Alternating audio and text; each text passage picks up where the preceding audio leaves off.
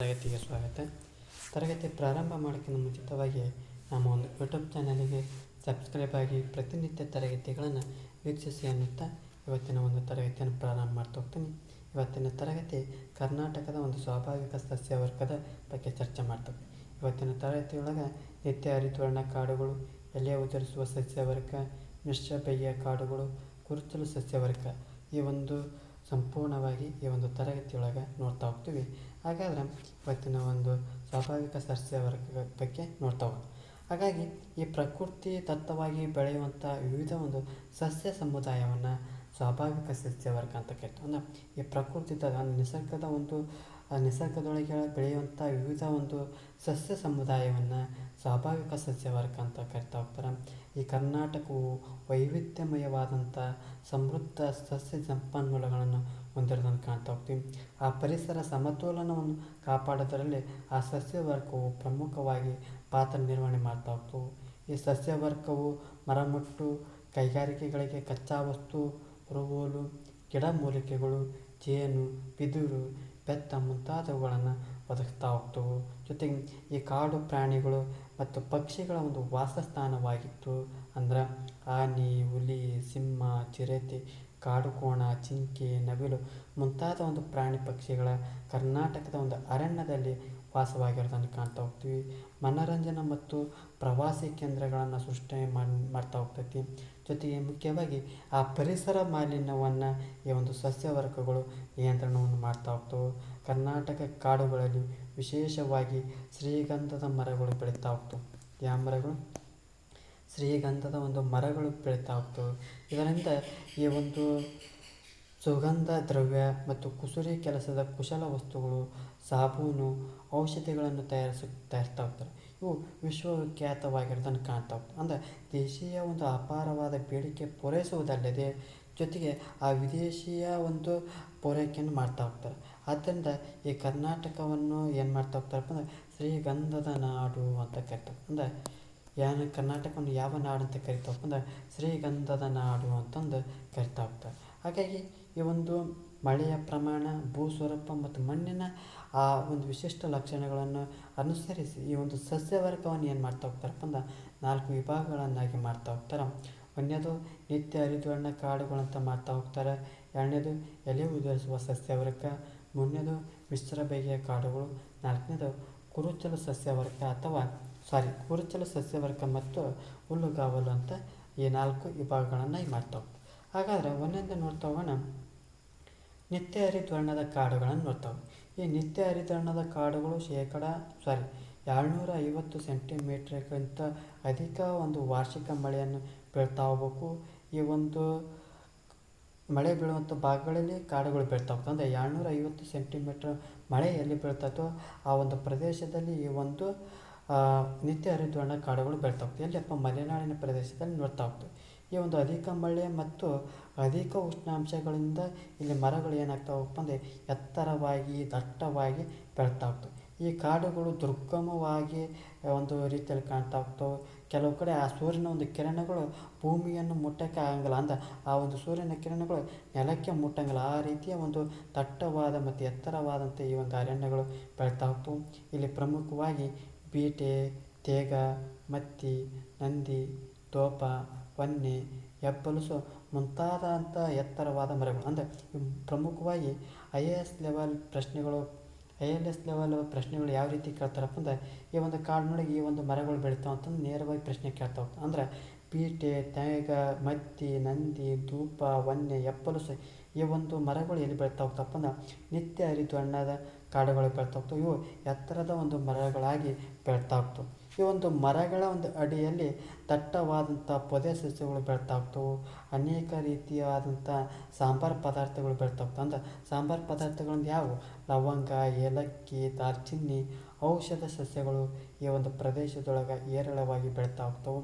ಇಂಥ ಕಾಡುಗಳು ಉತ್ತರ ಕನ್ನಡ, ಉಡುಪಿ, ದಕ್ಷಿಣ ಕನ್ನಡ, ಶಿವಮೊಗ್ಗ, ಹಾಸನ, ಚಿಕ್ಕಮಗಳೂರು, ಚಾಮರಾಜನಗರ ಮತ್ತು ಆ ಕೊಡಗು ಜಿಲ್ಲೆಗಳಲ್ಲಿ ಕಂಡುಬರೋದನ್ನು ಕಾಣ್ತಾ ಹೋಗ್ತೀವಿ. ಅಂದರೆ ಈ ಒಂದು ಮಲೆನಾಡಿನ ಪ್ರದೇಶ ಮತ್ತು ಅಕ್ಕಪಕ್ಕದ ಒಂದು ಪ್ರದೇಶಗಳು ಈ ಒಂದು ನಿತ್ಯ ಹರಿದ್ವರ್ಣದ ಕಾಡುಗಳಾಗಿ ಕಾಣ್ತವೆ. ಅಂದರೆ ಈ ಒಂದು ಪ್ರದೇಶದಲ್ಲಿ 750 ಸೆಂಟಿಮೀಟರ್ಗಿಂತ ಹೆಚ್ಚಾಗಿ ಮಳೆಗಳು ಬೀಳ್ತಾ ಹೋಗ್ತವೆ. ಹಾಗಾಗಿ ಈ ಒಂದು ಪ್ರದೇಶದಲ್ಲಿ ನಿತ್ಯ ಸದಾ ಹಸಿರುಮಯವಾಗಿ ಕಾಣ್ತಾ ಹೋಗ್ತೀವಿ. ಈ ಒಂದು ಪ್ರದೇಶಗಳು ಈ ಒಂದು ಜೀವ ವೈವಿಧ್ಯತೆಗೆ ಒಂದು ಆವಾಸ ಸ್ಥಾನವಾಗಿ ಕಂಡುಬರೋದನ್ನು ಕಾಣ್ತಾ ಹೋಗ್ತೀವಿ. ಅಂದರೆ ಇಲ್ಲಿ ಹುಲಿಗಳನ್ನು ನೋಡ್ತಾ ಹೋಗ್ತೀವಿ, ಆನೆಗಳನ್ನು ನೋಡ್ತಾ ಹೋಗ್ತೀವಿ, ಮತ್ತು ಸಿಂಹ ಬಾಲದ ಒಂದು ಕೋತಿಗಳನ್ನು ನೋಡ್ತಾ ಹೋಗ್ತೀವಿ. ಅಂದರೆ ಈ ಪ್ರಮುಖವಾದಂಥ ಅರಣ್ಯ ಸಂಪತ್ತು ಜೊತೆಗೆ ಪ್ರಾಣಿ ಪಕ್ಷಿಗಳ ಒಂದು ಸಂಪತ್ತು, ಜೀವ ಪ್ರಭೇದಗಳ ಸಂಪತ್ತಿಯಲ್ಲಿ ನೋಡ್ತಾ ಹೋಗ್ತಪ್ಪ ಅಂದರೆ ಈ ನಿತ್ಯ ಹರಿದ್ವರ್ಣ ಕಾಡುಗಳಲ್ಲಿ ನೋಡ್ತಾ ಹೋಗ್ತೀವಿ. ಮತ್ತೆ ಮುಂದುವರೆದು ನೋಡ್ತಾ ಹೋಗೋಣ, ಎಲೆ ಉದುರಿಸುವಂಥ ಸಸ್ಯವರ್ಗವನ್ನು ನೋಡ್ತಾ ಹೋಗ್ತೀವಿ. ಈ ಒಂದು ಎಲೆ ಉದುರಿಸುವಂಥ ಸಸ್ಯವರ್ಗ ಏನು ಮಾಡ್ತಾ ಹೋಗ್ತಪ್ಪ ಅಂದ್ರೆ ಆ ಚಳಿಗಾಲ ಮುಗಿದಂಥ ಸಂದರ್ಭದಲ್ಲಿ, ಅಂದ್ರೆ ಆ ಚಳಿಗಾಲದ ಮುಗಿದ ನಂತರದಲ್ಲಿ ಏನಾಗ್ತಾ ಹೋಗ್ತದಪ್ಪ ಅಂದ್ರೆ ಆ ತೇವಾಂಶ ಕಡಿಮೆಯಾಗಿ, ಅಂದರೆ ತೇವಾಂಶದ ಕೊರತೆಯಿಂದ ಏನು ಮಾಡ್ತಾ ಹೋಗ್ತದೆ, ಆ ಮರಗಳು ಎಲೆಗಳನ್ನು ಉದುರಿಸ್ತಾ ಹೋಗ್ತವೆ. ಅಂದ್ರೆ ವಸಂತ ಋತುವಿನಲ್ಲಿ ಚಿಗುರ್ತಾ ಹೋಗ್ತವೆ. ಅಂದರೆ ಈ ವಸಂತ ಋತುವಿನಲ್ಲಿ ಏನಾಗ್ತವೆ, ಈ ಒಂದು ಚಳಿಗಾಲ ಮುಗಿದ ನಂತರ ಏನಾಗ್ತದಪ್ಪ ಅಂದ್ರೆ ಆ ಒಂದು ತೇವಾಂಶ ಕಡಿಮೆಯಾಗಿ ಆ ಒಂದು ಮರದ ನೆರೆಗಳು ಮರದ ಎಲೆಗಳು ಏನು ಮಾಡ್ತಾ ಹೋಗ್ತಪ್ಪ ಅಂದ್ರೆ ಉದುರ್ತಾ ಹೋಗ್ತವೆ. ಅವು ಯಾವಾಗ ಚಿಗುರ್ತಾವಪ್ಪ ಅಂದ್ರೆ ವಸಂತ ಋತುವಿನೊಳಗೆ ಚಿಗುರ್ತಾ ಹೋಗ್ತವೆ. ಇವುಗಳನ್ನು ಎಂಥ ಒಂದು ಸಸ್ಯವರ್ಗ ಅಂತ ಕರಿತಾವಪ್ಪ ಅಂದ್ರೆ ಎಲೆ ಉದುರಿಸುವ ಸಸ್ಯವರ್ಗ ಅಂತ. ಜೊತೆಗೆ ಈ ಒಂದು ಎಲೆ ಉದುರಿಸುವ ಸಸ್ಯವರ್ಗ ಎಲ್ಲಿ ಬೆಳೀತಾ ಹೋಗ್ತದಪ್ಪ ಅಂದ್ರೆ ವಾರ್ಷಿಕ 60ರಿಂದ 120 ಸೆಂಟಿಮೀಟರ್ ಮಳೆ ಆಗುವಂಥ ಭಾಗಗಳಲ್ಲಿ ಈ ಒಂದು ಸಸ್ಯವರ್ಗವನ್ನು ನೋಡ್ತಾ ಹೋಗ್ತೀವಿ. ಇಂಥ ಕಾಡುಗಳು ಚಿಕ್ಕಮಗಳೂರು, ಮೈಸೂರು, ಚಾಮರಾಜನಗರ, ಹಾಸನ ಜಿಲ್ಲೆಗಳ ಪೂರ್ವ ಭಾಗ ಮತ್ತು ತುಮಕೂರು, ಚಿಕ್ಕಬಳ್ಳಾಪುರ, ಕೋಲಾರದ ದಕ್ಷಿಣದ ಭಾಗಗಳು, ಮಂಡ್ಯ, ರಾಮನಗರ, ಬೆಂಗಳೂರು ಗ್ರಾಮಾಂತರ ಜಿಲ್ಲೆಗಳಲ್ಲಿ ಕಂಡು ಬರ್ತಾ ಹೋಗ್ತವೆ. ಈ ಒಂದು ಎಲೆ ಉದುರಿಸುವ ಸಸ್ಯವರ್ಗದಲ್ಲಿ ವಿಶೇಷವಾಗಿ ಶ್ರೀಗಂಧವನ್ನು ನೋಡ್ತಾ ಹೋಗ್ತೀವಿ. ತೇಗ, ಹೊನ್ನ ಮತ್ತು ಬೇವು, ಮಾವು, ಹಲಸು, ಮುತ್ತುಗ, ಬಾಗಿ, ಆಲ, ಶ್ರೀಗಂಧ, ಬಿದಿರು ಇಂಥ ಬೆಳೆಯುವಂಥ ಮರಗಳು ಈ ಒಂದು ಪ್ರದೇಶದೊಳಗೆ ಬೆಳೀತಾ ಹೋಗ್ತವೆ. ಆದರೆ ದಟ್ಟವಾಗಿ ಈ ಒಂದು ಪ್ರದೇಶದೊಳಗೆ ಬೆಳೆಯಂಗಿಲ್ಲ. ಅಂದರೆ ಈ ಚಳಿಗಾಲದಲ್ಲಿ ಏನು ಮಾಡ್ತಾ ಹೋಗ್ತವಪ್ಪ ಅಂದ್ರೆ ಈ ಒಂದು ತೇವಾಂಶದ ಕೊರತೆಯಿಂದ ಏನು ಮಾಡ್ತಾ ಹೋಗ್ತವಪ್ಪ, ಈ ಎಲೆಗಳು ಏನು ಮಾಡ್ತಾ ಹೋಗ್ತವೆ, ಈ ಒಂದು ಉದುರಿಸ್ತಾ ಹೋಗ್ತವೆ. ಈ ಒಂದು ಎಲೆಗಳು ಉದುರಿಸಿದ ನಂತರದಲ್ಲಿ ಯಾವಾಗ ಎಲೆಗಳು ಬರ್ತಾ ಹೋಗ್ತವಪ್ಪ ಅಂದ್ರೆ ವಸಂತ ಋತುವಿನ ಸಮಯದಲ್ಲಿ ಬರ್ತಾ ಹೋಗ್ತವೆ. ಹಾಗಾದರೆ ಈ ಒಂದು ಪ್ರದೇಶಗಳು ಈ ಪಶ್ಚಿಮ ಘಟ್ಟದ ಪೂರ್ವ ಭಾಗದಲ್ಲಿ ಇಳಿಜಾರಿನ ಪ್ರದೇಶ ಕರಿತಾ ಆ ಒಂದು ಪ್ರದೇಶದಲ್ಲಿ ಕಾಣ್ತಾ ಹೋಗ್ತೇವೆ. ಯಾವ ಒಂದು ಸಸ್ಯವರ್ಗವನ್ನಪ್ಪ ಅಂದರೆ ಎಲೆ ಉದುರಿಸುವ ಒಂದು ಸಸ್ಯವರ್ಗವನ್ನು. ಈ ಜೊತೆಗೆ ಇಂಥ ಕಾಡುಗಳು ಚಿಕ್ಕಮಗಳೂರು, ಮೈಸೂರು, ಅದನ್ನೇ ಹೇಳಿದೆ. ಈ ಒಂದು ಪ್ರದೇಶಗಳು ಆ ಒಂದು ಮಲೆನಾಡಿನ ಪೂರ್ವ ಭಾಗದ ಒಂದು ಪ್ರದೇಶಗಳಲ್ಲಿ ಕಾಣ್ತಾ ಹೋಗ್ತೀವಿ. ಇದಿಷ್ಟೇನಪ್ಪ ಎಲೆ ಉದುರಿಸುವ ಕಾಡುಗಳ ಬಗ್ಗೆ ಮಾಹಿತಿ ಆಗ್ತೈತೆ. ಮುಂದುವರೆದು ಮಿಶ್ರ ಬಗೆಯ ಕಾಡುಗಳನ್ನು ನೋಡೋದಾದರೆ ಈ ಒಂದು ನಿತ್ಯ ಹರಿದ್ವರ್ಣ ಮತ್ತು ಅಗಲ ಎಲೆಗಳನ್ನುಳ್ಳ ಎಲೆ ಉದುರಿಸುವಂಥ ಪ್ರಕಾರದ ಮರಗಳು ಬೆಳೆಯುವಂಥ ಸಸ್ಯವರ್ಗವೇ ಮಿಶ್ರ ಬಗೆಯ ಕಾಡುಗಳು. ಅಂದರೆ ಇಲ್ಲಿ ನಿತ್ಯ ಹರಿದ್ವರ್ಣದ ಒಂದು ಕಾಡುಗಳನ್ನು ನೋಡ್ತಾ ಹೋಗ್ತೀವಿ. ಎಲೆಗಳನ್ನು ಉದುರಿಸುವಂಥ ಪ್ರಕಾರದ ಮರಗಳು ಈ ಎರಡೂ ಸಸ್ಯವರ್ಗದ ಒಂದು ಮಿಶ್ರ ಬಗೆಯನ್ನು ಅಂತ ಕರಿತಾವೆ, ಅಂದರೆ ಮಿಶ್ರ ಬಗೆಯ ಕಾಡುಗಳು ಅಂತ ಕರಿತಾವೆ. ಅಂದರೆ ವಾರ್ಷಿಕ 120ರಿಂದ 150 ಸೆಂಟಿಮೀಟರ್ ಮಳೆ ಆಗುವಂಥ ಭಾಗಗಳು ಇವಂಥ ಸಸ್ಯವರ್ಗವನ್ನು ಕಾಣ್ತಾ ಹೋಗ್ತೀವಿ. ಅಂದರೆ ಉಡುಪಿ, ದಕ್ಷಿಣ ಕನ್ನಡ, ಉತ್ತರ ಕನ್ನಡ ಕೆಲವು ಜಿಲ್ಲೆಗಳಲ್ಲಿ ಈ ಒಂದು ಭಾಗಗಳನ್ನು ಕಾಣ್ತಾ ಹೋಗ್ತೀವಿ. ಆ ಕೊಡಗಿನ ಪೂರ್ವ ಭಾಗ, ಚಿಕ್ಕಮಗಳೂರು, ಹಾಸನ, ಮೈಸೂರು ಜಿಲ್ಲೆ ಕೆಲವು ಭಾಗಗಳಲ್ಲಿ ಕಂಡು ಬರ್ತಾ ಹೋಗ್ತವೆ. ಈ ಒಂದು ಮಿಶ್ರ ಬಗೆಯ ಕಾಡುಗಳಲ್ಲಿ ಮರಗಳನ್ನು ನೋಡೋದಾದರೆ ತೇಗ, ಹೊನ್ನಿ, ಮತ್ತಿ, ನಂದಿ, ತಿಂಡಿಗ, ಶ್ರೀಗಂಧ, ಹಲಸು, ಬಿದಿರು ಈ ಒಂದು ಪ್ರದೇಶದಲ್ಲಿ ಬೆಳೆಯುವಂಥ ಪ್ರಮುಖ ಮರಗಳಾಗ್ತಾ ಹೋಗ್ತವೆ. ಈ ಒಂದು ಮರಗಳು ವಾಣಿಜ್ಯ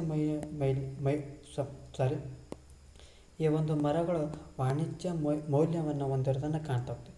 ಯಾವ ಮರಗಳು ವಾಣಿಜ್ಯ ಮೌಲ್ಯಗಳನ್ನು ನೋಡ್ತಾ ಹೋಗ್ತಪ್ಪ ಅಂದರೆ ಮಿಶ್ರ ಬಗೆಯ ಕಾಡುಗಳಲ್ಲಿರುವಂಥ ಮರಗಳು ವಾಣಿಜ್ಯ ಮೌಲ್ಯಗಳನ್ನು ಹೊಂದಿರೋದನ್ನು ಕಾಣ್ತಾ ಹೋಗ್ತೇವೆ. ಕೊನೆಯದಾಗಿ ನೋಡ್ತಾ ಹೋಗೋಣ, ಕುರುಚಲು ಸಸ್ಯವರ್ಗ ಮತ್ತು ಹುಲ್ಲುಗಾವಲನ್ನು ನೋಡ್ತಾ ಹೋಗ್ತದೆ. ಅಂದರೆ ಕರ್ನಾಟಕದಲ್ಲಿ 60 ಸೆಂಟಿಮೀಟರ್ಗಿಂತ ಕಡಿಮೆ ಆಗುವಂಥ 60 ಸೆಂಟಿಮೀಟರ್ಗಿಂತ ಕಡಿಮೆ ಆಗುವಂಥ ಮಳೆ ಬೀಳುವಂಥ ಪ್ರದೇಶಗಳಿಗೆ ಈ ಒಂದು ಕುರುಚಲು ಸಸ್ಯವರ್ಗ ಅಥವಾ ಹುಲ್ಲುಗಾವಲನ್ನು ನೋಡ್ತಾ ಹೋಗ್ತೇವೆ. ಅಂದರೆ ಈ ಒಂದು ಪ್ರದೇಶದಲ್ಲಿ ಮಳೆಯ ಒಂದು ಕೊರತೆಯನ್ನು ನೋಡ್ತಾ ಹೋಗ್ತೀವಿ. ಒಣ ಹವೆಯಿಂದಾಗಿ ಈ ಒಂದು ಕುರುಚಲು ಗಿಡ ಮತ್ತು ಮುಳ್ಳಿನ ಗಿಡಗಳು ಬೆಳ್ತಾ ಹೋಗ್ತವೆ. ಅಂದರೆ ಈ ಒಣ ಹವೆಯಿಂದಾಗಿ ಮತ್ತು ಮಳೆಯ ಒಂದು ಕೊರತೆಯಿಂದ ಆ ಮುಳ್ಳಿನ ಗಿಡಗಳು ಬೆಳ್ತಾ ಹೋಗ್ತವೆ, ಕುರುಚಲು ಗಿಡಗಳು ಬೆಳ್ತಾ ಹೋಗ್ತವೆ. ಅಂದರೆ ಉದಾಹರಣೆ ಕಳ್ಳಿ, ಕತ್ತಾಳಿ, ಕರಿಜಾಲಿ, ಬೇಲ, ಈಚಲು ಮತ್ತು ಅಂಜಿ, ಕುಂತಿ ಹುಲ್ಲು, ಅಲ್ಲಲ್ಲಿ ಆಲ, ಬೇವು, ಅರಳಿ, ಮುತ್ತುಗ ಮರಗಳು ಬೆಳೀತಾ ಹೋಗ್ತವೆ. ಅಂದ್ರೆ ಈ ಒಂದು ಪ್ರದೇಶದೊಳಗೆ ಮುಖ್ಯವಾಗಿ ಮುಳ್ಳು ಇರುವಂಥ ಗಿಡಗಳು ಜಾಸ್ತಿ ಬೆಳೀತಾ ಹೋಗ್ತವೆ. ಅಂದ್ರೆ ಕಳ್ಳಿ ಗಿಡ ಬೆಳ್ತಾವೆ, ಕತ್ತಾಳಿ, ಕರಿಜಾಲಿ, ಬೇಲ, ಈಚಲ, ಅಂಚಿ, ಕುತ್ತಿ ಹುಲ್ಲು ಮತ್ತು ಕೆಲವೊಂದು ಭಾಗಗಳ ಆಲ, ಬೇವಿನ ಮರ, ಅರಳಿ ಮರ, ಮುತ್ತುಗ ಮರಗಳು ಬೆಳೀತಾ ಹೋಗ್ತವೆ. ಅಂದರೆ ಇಂಥ ಸಸ್ಯವರ್ಗ ಎಲ್ಲಿ ಕಂಡು ಬರ್ತಾವಾಗಿ ಮುಖ್ಯವಾಗಿ ಕಲ್ಯಾಣ ಕರ್ನಾಟಕದ ಭಾಗದೊಳಗೆ ಕಂಡು ಬರ್ತಾ ಹೋಗ್ತಾವೆ. ಕೆಲವೊಂದು ಕೆಲವೊಂದು ಪ್ರದೇಶಗಳನ್ನು ನೋಡ್ತಾ ಹೋಗ್ತವೆ. ಅಂದರೆ ಈ ಒಂದು ಪ್ರದೇಶದೊಳಗೆ ಬೀದರ್, ಕಲಬುರಗಿ, ಯಾದಗಿರಿ, ರಾಯಚೂರು, ಕೊಪ್ಪಳ, ವಿಜಯಪುರ, ಬಳ್ಳಾರಿ, ಚಿತ್ರದುರ್ಗ ಈ ಒಂದು ಜಿಲ್ಲೆಯೊಳಗೆ ಕಾಣ್ತಾ ಹೋಗ್ತೀವಿ. ಈ ವಿಜಯಪುರ ಮತ್ತು ಚಿತ್ರದುರ್ಗ ಜಿಲ್ಲೆಗಳನ್ನು ಹೊರತುಪಡಿಸಿದರೆ ಹೆಚ್ಚಾನೆಚ್ಚಾಗಿ ಈ ಒಂದು ಪ್ರದೇಶವು ಕಲ್ಯಾಣ ಕರ್ನಾಟಕದಲ್ಲಿ ನೋಡ್ತಾ ಹೋಗ್ತೀವಿ. ಹಾಗಾದರೆ ಈ ಒಂದು ಕರಾವಳಿ ಅಂಚಿನಲ್ಲಿರುವಂಥ ಇದು ಏನಪ್ಪ ಅಂದರೆ ಇದು ಎಷ್ಟೇನಪ್ಪ ಇದು ಕುರುಚಲು ಸಸ್ಯವರ್ಗದ ಮಾಹಿತಿ ಆಗ್ತದೆ. ಜೊತೆ ಈ ಕರಾವಳಿಯ ಅಂಚಿನಲ್ಲಿರುವಂಥ ನದಿ ಮುಖಜ ಭೂಮಿಯು ಮತ್ತು ಹಳ್ಳಿಗಳು ಹಾಗೂ ಮರಳ ದಂಡೆಗಳ ಭಾಗಗಳಲ್ಲಿ ಆ ಬಿಳುಲುಗಳಿಂದ ಕೂಡಿರುವಂಥ ಸಸ್ಯಗಳಿರ್ತಾವೆ. ಇವು ಉಪ್ಪು ನೀರಿನಲ್ಲಿ ಬೆಳೆಯುವಂಥ ವಿಶಿಷ್ಟವಾದಂಥ ಸಾಮರ್ಥ್ಯವನ್ನು ಹೊಂದಿರ್ತವೆ. ಹಾಗಾಗಿ ಇವನ್ನ ಏನಂತ ಕರಿತಾವಪ್ಪ ಅಂದ್ರೆ ಮ್ಯಾಂಗ್ರೋವ್ ಸಸ್ಯಗಳು ಅಂತಂದು ಕರಿತಾ ಹೋಗ್ತವೆ. ಅಂದರೆ ಇವು ಸಮುದ್ರ ಉಪ್ಪಿನ ನೀರಿನಲ್ಲಿ ಬೆಳೆಯುವಂಥ ಸಸ್ಯವರ್ಗ ಯಾವುದಪ್ಪ ಅಂದರೆ ಮ್ಯಾಂಗ್ರೋವ್ ಸಸ್ಯವರ್ಗಗಳನ್ನು ಕಾಣ್ತಾ ಹೋಗ್ತೇವೆ. ಈ ಒಂದು ಮ್ಯಾಂಗ್ರೋವ್ ಸಸ್ಯವರ್ಗವು ಪಶ್ಚಿಮ ಕರಾವಳಿಯಲ್ಲಿ ಕಡಿಮೆ ಕಂಡು ಬರ್ತಾ ಹೋಗ್ತವೆ. ಅಂದರೆ ಅತಿ ಕಡಿಮೆ ಪ್ರಮಾಣದಲ್ಲಿ ಕಂಡು ಬರ್ತಾ ಹೋಗ್ತವೆ. ಪೂರ್ವ ಭಾಗದೊಳಗೆ ಪಶ್ಚಿಮ ಬಂಗಾಳದೊಳಗೆ ಹೆಚ್ಚಾನೆಚ್ಚು ಮ್ಯಾಂಗ್ರೋವ್ ಸಸ್ಯವರ್ಗವು ಕಂಡು ಬರೋದನ್ನು ನೋಡ್ತಾ ಹೋಗ್ತವೆ. ಹೀಗಾಗಿ ಈ ಸುಮಾರು 1400 ಮೀಟರ್ಗಿಂತ ಹೆಚ್ಚು ಎತ್ತರವುಳ್ಳ ಭಾಗದಲ್ಲಿ ಈ ತಂಪಾದ ವಾಯುಗುಣವಿರೋದನ್ನು ಎಲ್ಲಿ ನೋಡ್ತಾವಪ್ಪ ಅಂದ್ರೆ ಕುದುರೆ ಮುಖದಲ್ಲಿ ನೋಡ್ತಾ ಹೋಗ್ತೀವಿ, ಬಾಬಾ ಬುಡನ್ಗಿರಿಯಲ್ಲಿ ನೋಡ್ತಾ ಹೋಗ್ತೀವಿ, ಅಂದರೆ ಇನಾಮ್ ದತ್ತಾತ್ರೇಯ ಪೀಠದಲ್ಲಿ ನೋಡ್ತಾ ಹೋಗ್ತೀವಿ, ಬಿಳಿಗಿರಿ ರಂಗನ ಬೆಟ್ಟ, ಕೊಡಗಿನ ಬ್ರಹ್ಮಗಿರಿ ಸರಣಿ ಇಳಿಜಾರುಗಳು ಆ ಹುಲ್ಲಿಗಾವಿನಿಂದ ಕೂಡ್ತಾ ಹೋಗ್ತವೆ. ಅಂದ್ರೆ 1400 ಮೀಟರ್ ಹೆಚ್ಚಾಗಿ ಏನು ಸಮುದ್ರ ಮಟ್ಟದಿಂದ 1400 ಮೀಟರ್ ಎತ್ತರದಲ್ಲಿರುವಂಥ ಪ್ರದೇಶಗಳು ಯಾವಪ್ಪ ಅಂದ್ರೆ ಕುದುರೆಮುಖ, ಬಾಬಾ ಬುಡನ್ಗಿರಿ, ಬಿಳಿಗಿರಿ ರಂಗನ ಬೆಟ್ಟ, ಬ್ರಹ್ಮಗಿರಿ ಈ ಒಂದು ಸರಣಿಗಳು ಏನು ಬೆಟ್ಟಗುಡ್ಡಗಳ ಸರಣಿ ಆ ಒಂದು ಏನು ಮಾಡ್ತಾವಪ್ಪ ಅಂದ್ರೆ ಹುಲ್ಲಿಗಾವಲಿನಿಂದ ಕೊಡ್ತಾ ಹೋಗ್ತವೆ. ಇವು ತಕ್ಕಾದ ಕಣಿವೆಗಳು, ಜರಿ ತೊರೆಗಳಿಂದ ಕೂಡಿದ ಭಾಗಗಳಲ್ಲಿ ಶೋಲಾ ಕಾಡುಗಳನ್ನು ಬೆಳೀತಾ ಹೋಗ್ತವೆ. ಅಂದ್ರೆ ಈ ಜರಿ ಹರ್ಕೊಂತ ಹೋಗ್ತೈತಿ, ತೊರೆಗಳು ಹರ್ಕೊಂತ ಈ ಒಂದು ವಿಶಿಷ್ಟ ಭಾಗದಲ್ಲಿ ಏನು ಮಾಡ್ತಾ ಹೋಗ್ತಪ್ಪ ಅಂದ್ರೆ ಶೋಲಾ ಕಾಡುಗಳು ಬೆಳೀತಾ ಹೋಗ್ತವೆ. ಜೊತೆಗೆ ಈ ಒಂದು ಅರಣ್ಯದ ಹಂಚಿಕೆ ನೋಡೋದಾದರೆ ಇದು ಒಟ್ಟಾರೆಯಾಗಿ ಈ ಒಂದು ಸಸ್ಯವರ್ಗದ ಬಗ್ಗೆ ಅಂದರೆ ನಿತ್ಯ ಹರಿದ್ವರ್ಣದ ಕಾಡುಗಳ ಬಗ್ಗೆ ನೋಡ್ತಾ ಹೋದ್ವಿ. ಮತ್ತು ಕುರುಚಲ ಸಸ್ಯವರ್ಗ ಮತ್ತು ಹುಲ್ಲುಗಾವಲು ಬಗ್ಗೆ ನೋಡ್ತಾ ಹೋದ್ವಿ. ಮತ್ತು ಇನ್ನೊಂದು ಏನು ನೋಡ್ತಾ ಹೋದ್ವಿ, ಎಲೆ ಉದುರಿಸುವಂಥ ಕಾಡುಗಳು, ಮಿಶ್ರ ಬಯ್ಯ ಕಾಡುಗಳ ಬಗ್ಗೆ ನೋಡ್ತಾ ಹೋದ್ವಿ. ಈಗ ಅರಣ್ಯ ಹಂಚಿಕೆಗಳ ಬಗ್ಗೆ ನೋಡ್ತಾ ಹೋಗೋಣ.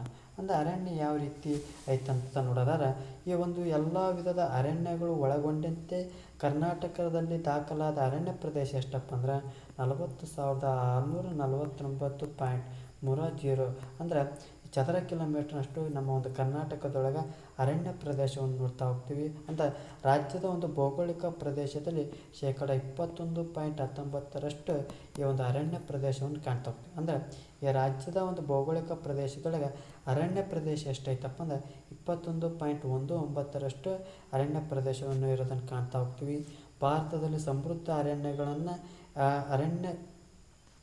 ಭಾರತದ ಒಂದು ಸಮೃದ್ಧ ಅರಣ್ಯ ರಾಜ್ಯಗಳಲ್ಲಿ ಈ ಕರ್ನಾಟಕ ಎಷ್ಟನೇ ಸ್ಥಾನಪ್ಪ ಅಂದರೆ 7ನೇ ಸ್ಥಾನವನ್ನು ಕಾಣ್ತಾ ಹೋಗ್ತೀವಿ. ಈ ಉತ್ತರ ಕನ್ನಡ ಏನು ನೋಡ್ತಾ ಹೋಗ್ತಲ್ಲ ಈ ಜಿಲ್ಲೆಯು ಕರ್ನಾಟಕದ ಅತಿ ಹೆಚ್ಚು ಅರಣ್ಯ ಪ್ರದೇಶವಿರೋದನ್ನು ಕಾಣ್ತಾ ಹೋಗ್ತೀವಿ. ಅದರ ನಂತರ ಶಿವಮೊಗ್ಗ ಮತ್ತು ಚಾಮರಾಜನಗರ ಜಿಲ್ಲೆಗಳು ಕ್ರಮವಾಗಿ ಬರ್ತಾ ಹೋಗ್ತವೆ. ಆದರೆ ಅತಿ ಕಡಿಮೆ ಅರಣ್ಯ ಪ್ರದೇಶವನ್ನು ಹೊಂದಿರುವ ಜಿಲ್ಲೆ ಯಾವುದಪ್ಪ ಅಂದ್ರೆ ವಿಜಯಪುರ ಜಿಲ್ಲೆಯನ್ನು ಕಾಣ್ತಾ ಹೋಗ್ತೀವಿ. ಅಂದ್ರೆ ಅತಿ ಹೆಚ್ಚು ಅರಣ್ಯ ಪ್ರದೇಶ ಇರೋದು ಉತ್ತರ ಕನ್ನಡ, ಅದರ ನಂತರ ಶಿವಮೊಗ್ಗ ಮತ್ತು ಚಾಮರಾಜನಗರ ಜಿಲ್ಲೆಗಳು ಕಂಡು ಬರ್ತಾ ಹೋಗ್ತಾರೆ. ಅದೇ ರೀತಿ ಅತಿ ಕಡಿಮೆ ಅರಣ್ಯ ಪ್ರದೇಶ ಹೊಂದಿರುವಂಥ ಜಿಲ್ಲೆ ನೋಡಿದ್ರೆ ವಿಜಯಪುರ ಜಿಲ್ಲೆಯು ಅತಿ ಕಡಿಮೆ ಅರಣ್ಯ ಪ್ರದೇಶ ಹೊಂದಿರುವಂಥ ಜಿಲ್ಲೆಗಳನ್ನು ಕಾಣ್ತಾ ಹೋಗ್ತೀವಿ. ಇಲ್ಲಿ ಪ್ರಮುಖ ಒಂದು ಅಂಶಗಳನ್ನು ನೋಡ್ತಾ ಹೋಗೋಣ.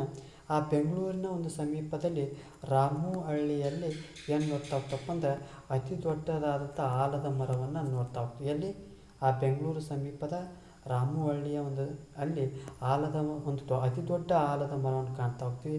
ಅದೇ ರೀತಿ ಚಿಕ್ಕಬಳ್ಳಾಪುರ ಜಿಲ್ಲೆಯ ಶಿಡ್ಲಘಟ್ಟ ತಾಲೂಕಿನ